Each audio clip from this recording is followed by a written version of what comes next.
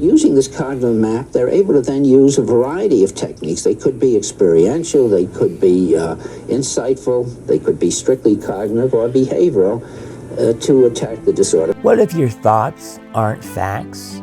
What if one simple idea could change the way you think about anxiety, depression, stress, and even your everyday struggles?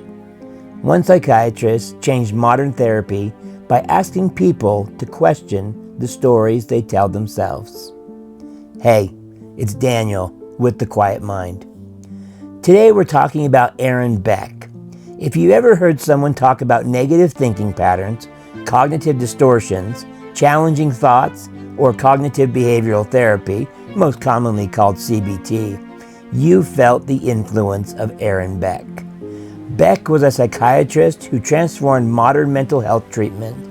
In fact, many people consider him one of the most influential figures in the history of psychotherapy.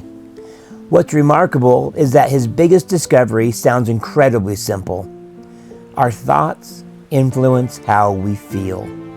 Today, that sounds rather obvious, but when Beck began his work, the idea would challenge some of the dominant theories of psychology and eventually change therapy forever. One reason Aaron Beck has always been important to me personally is because his work helped me see just how much influence we actually have over our mental health. Now, life circumstances absolutely matter, and as does your biology. Trauma matters, relationships do, and loss. Stress matters. I'm not suggesting that people can simply think their way out of every problem. But Beck helped me shift the conversation from what is happening to me to what can I do about what is happening to me. That was a powerful realization. Many people feel trapped by their emotions. They feel like anxiety, depression, shame, or hopelessness are simply things happening to them. What Beck demonstrated is that we are not completely powerless. We can learn skills. We can examine our thinking. We can challenge assumptions. We can practice new ways of responding. And when we do, people feel better. As a counselor, I've watched people make meaningful changes in their lives by becoming more aware of the thoughts they have that they were interpreting as facts. That message is hopeful. It means change is possible. Interestingly, Aaron Beck didn't set out to create a new form of therapy.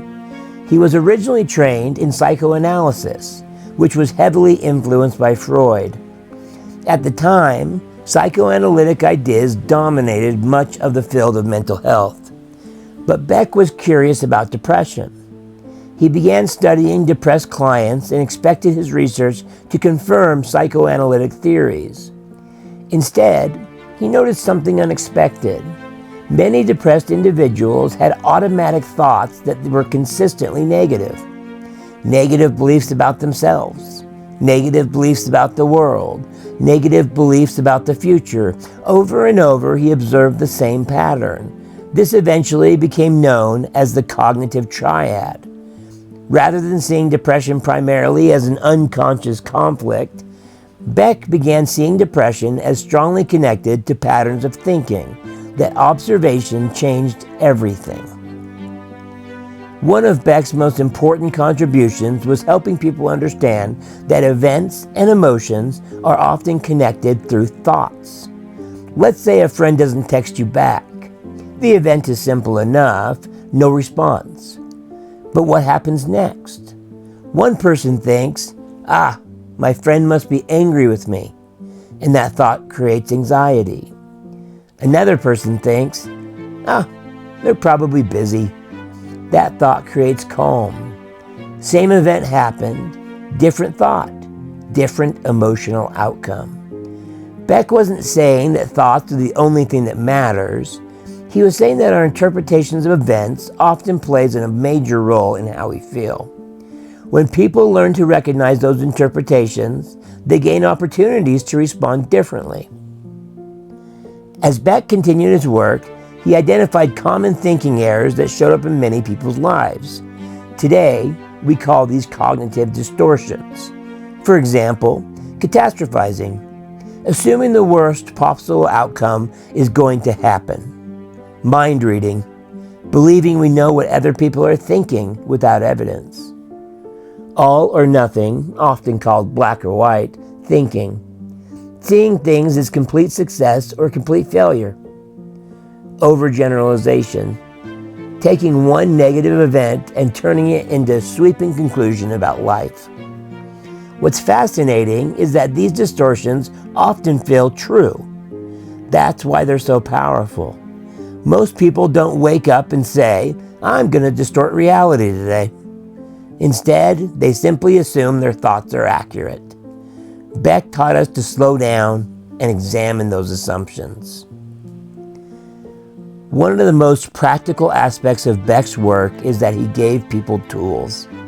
Instead of automatically believing every thought, he encouraged curiosity. When a difficult thought appears, ask, what's the evidence for this? What's the evidence against it? Can I think of some other explanations? What would I tell a friend in the same situation? Am I looking at the entire picture? These questions create psychological flexibility. They help people step back from automatic reactions and respond more intentionally.